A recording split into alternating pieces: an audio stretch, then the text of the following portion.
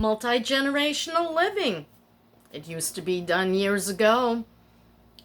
Matter of fact, when my grandparents had a farm in Somersworth, New Hampshire, my parents lived in the little apartment next door, which connected to my grandparents on my mother's side, the kitchen. Little farmhouse, really adorable. The three of us kids slept in the living room, and my parents had that second room. Then there was a bathroom that was connected to the kitchen of the farmhouse. We shared it, and my mother hated that because my grandmother and grandfather had a lot of guests over, Greek people, just everybody. And she had to share that bathroom with everyone, Hated it. Bless her heart. She talked to me about it later. I'm sorry. I was grabbing some food, so I took a couple bites and then came here to make a video. Why I did that, I have no idea, and I need my air conditioning, but that's not happening. So, my plan originally, sell the trailer, sell the car, which I did, get a van. Well, that never happened. So then I said, how about a minivan? And that never happened. Then I'm like, how about an SUV? How about a station wagon? How about a bread truck? I can't find anything that is in good enough shape in my price range at the moment. Then another option came up to start a business with my son. And so that's it's kind of on the burner at this point. He's so afraid of losing my money, what I finally have left, which isn't a ton. It would be enough to get, if prices ever drop, it would be enough to get a decent used SUV and a little, $6,000 to $8,000 pull camper. Then I, just kind of be like, how do I live off of $883 a month? So I have the poverty issue and the fact that I can't really work. As a matter of fact, I've had the U-Haul van for 8 days now. Yeah. And because I only had one day in which my sons could come and they lifted the heaviest things. Now I'm dealing with compressing everything into as small boxes as possible that I can personally lift, getting it over to storage. It's going extremely slow because I have health problems, spinal problems, arthritis problems, a lot of pain, and I'm still working at it. Maggie is very limited into what she can do, and the day she came last week, I was like, I'm too exhausted, I can't deal, and that's probably going to happen again tomorrow, which is Monday, when she'll be able to come. I'm going to try to take enough drugs to keep going. Yeah.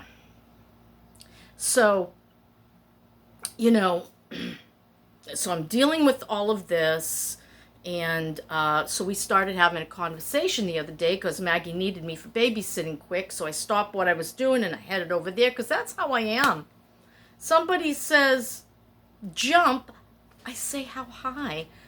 They're my kids, and they mean the world to me, and everybody was sick at the house, and Maggie was sick, and she just needed to get to the grocery store and get some stuff to make chicken soup. And so she's like, I hate to bother you, but, and I'm like, I'll be right over. That's me.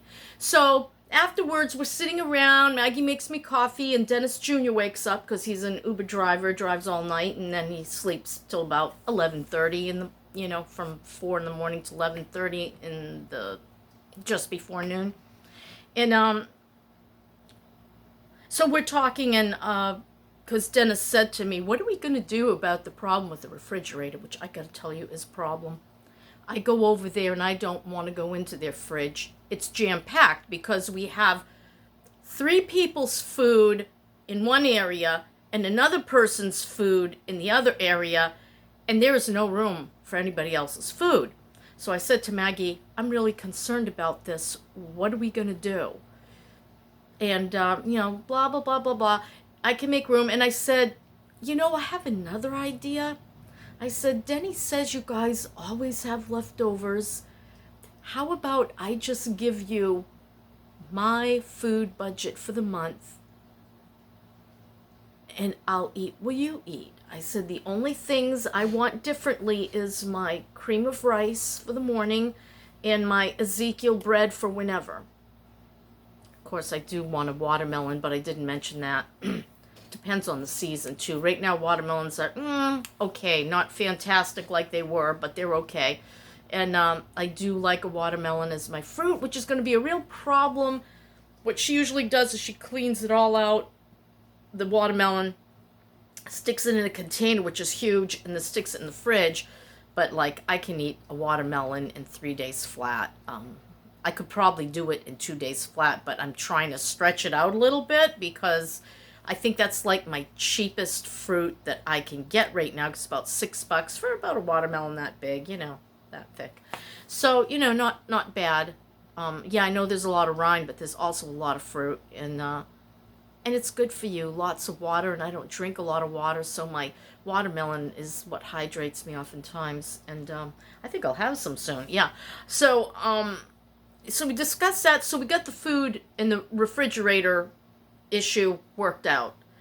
She's always having to make something for her family, so I will get, and she says there's always more than enough, Mom. Always more than enough. And I'm like, when I was eating there for free sometimes, when I'd be over and she'd feed me, I'd be like, I know how expensive food is right now. She spends over $200 every time she goes to the grocery store, and they eat a lot of meat. They eat a lot of meat and chicken, and I'm not big on it. And I said to her, I'm probably going to be like more concentrated on the vegetables and the starch than I'm going to want animal protein all the time.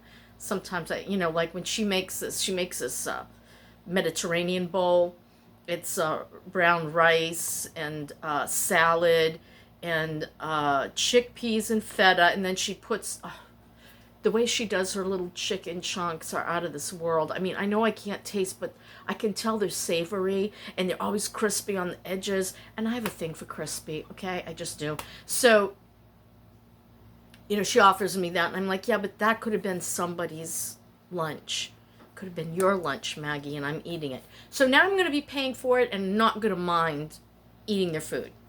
So that was one thing we worked out. And then we sat down. We were all having coffee. Denny Jr. sits down with his coffee. I says, we worked out the food issue. I'm just going to throw in with Maggie's groceries and, we'll share.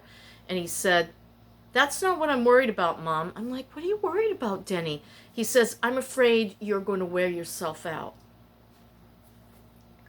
Yeah, I'm a little OCD. I admit it. If I see dishes, I want to do them. I don't care if my back is killing me and it's about to go into spasm. I want to do the dishes. See stuff around. I want to organize Finn's toys. I want to wipe down the toilet. It's just who I am. And I said, okay, I agree with you, Dennis.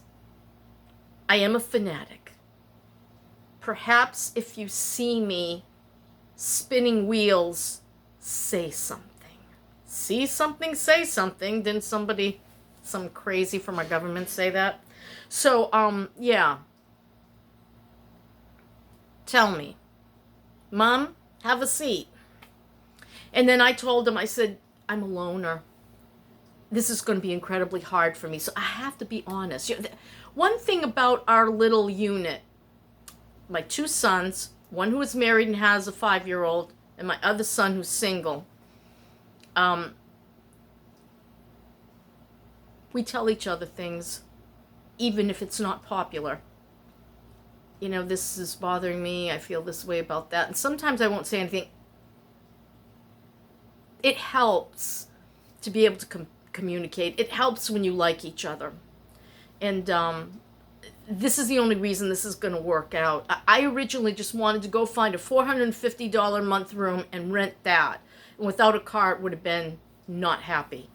And so Maggie said to me, Mom, I just feel more comfortable if you just were with us. I'm like, where? She's made room for me in Finn's room, and Finn's very excited about me moving in because I'm playmate. That's probably going to be another issue, but thank God he's in school, so I'll only have to be playmate on weekends. And Oftentimes on Mondays, well, probably Sundays at this point, they go see their friends, and then I will have alone time. Um, it's too hot right now to spend a lot of time outside. Like right now, I'm working on the porch and the shed and trying to get my stuff out of here because I only have till the 31st to get this together, and it's very slow, so slow. And you can't sit outside in Florida unless you can tolerate a sauna for like several hours. I can't. I can't stand it. You can wet yourself down, but in 10 minutes you're going to have to wet yourself down again. So, multi-generational living, we're going to do it for a while. I don't know how long I'm going to be able to do it. I don't know how long they're going to be able to handle it. We're talking about one bathroom for 5 of us. Fortunately, Maggie has my little car camping toilet that I made up, and I have another one that I bought for myself after I gave her mine because I realized, wow, there are going to be times when someone needs to go to the bathroom and the bathroom's going to be occupied. Here's my car camping toilet. And I have mine, and I think I'm going to probably put that in the closet that she gave me just in case. And usually, I have my times, I usually take a shower in the evening around 9, 10 o'clock. Nobody else does that, generally speaking. They're usually like daytime, afternoon showers. I don't know what Maggie does. I think she likes to take an evening one because she has to watch Finn. She doesn't always get to do that, so now I'll be there. And what was the other thing? So using the bathroom is going to be a challenge. Not being able to get away is going to be a challenge. Not having my alone place is going to be a challenge. Now, during the day, I could go into Finn's room if I want to be on my own. And I'm probably going to be working quite a bit on selling stuff on their eBay account, as I have so much to get rid of. It's overwhelming. So I'll be able to keep occupied with that and help Maggie around the house, help with childcare, because they have a lot of old business stock they want to sell. And Mike asked me the other day, Mike is my youngest son, he said, Mom, is there any way you could watch Finn for a day so we could get this stuff to market? And I'm like, September, when I move in with you, do what you have to do. But right now, it's taking me so long to get my stuff packed and out of here. Give me the rest of this month. Mom, I'm so sorry. I get it, he says. I'm like, we'll make plans. We'll let you get there, do as many markets in a row as you need to get done, get your stuff out of there. He's got stuff in the backyard covered in tarps. He has so much from his old business. Not good, because it rains on it just about every day. So, and I don't think the tarps are all that good. Maggie said, I don't know what condition that stuff is in now. So they're gonna, try to work on that and go do markets and get that gone. That'll be nice. And then they can start working on the garage and get rid of whatever's in there. We're gonna have once a month yard sales so that we don't, overdo it, and then people will start complaining or they won't come. But we have a lot of stuff. I have a lot of stuff myself. It's crazy. Yep. And I've got more I'm compiling. That's my story, and I'm sticking to it. This is my adventures in poverty and adventures in multi-generational living. I looked at moving in with my kids as a YouTube, but it doesn't work that way. It's multi-generational living. So we're going to have 3 generations in one house, one very small house. Talk about tiny house living. Yeah, we're there. So, because that originally was a 2-bedroom, 1-bath home, a small one with a back porch, which Mike and Maggie are using as their bedroom and office, because it's a nice sized porch. It's almost the length of the house. So, and Mike worked quite hard on it to get it sealed up and, usable. That's where I'm at, and this is my new journey and adventure, and I gotta get back to work because I got crazy going on everywhere. That's my story, and I'm sticking to it. I'll see you again soon. To all my regulars, I love ya. And I even love those of you I have no idea who you are. Don't forget to like, subscribe, and leave a comment. I don't really care, but if you want to, go ahead. Okay, bye.